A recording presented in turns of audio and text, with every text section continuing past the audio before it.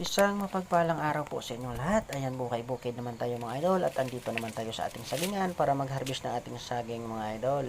Ayan, at isi-share ko lang sa inyo mga idol kung paano ako mag-harvest ng ating saging. Ganyan lang po ako mag-harvest ng ating saging mga idol sa pagputol po. Ganyan po kataas.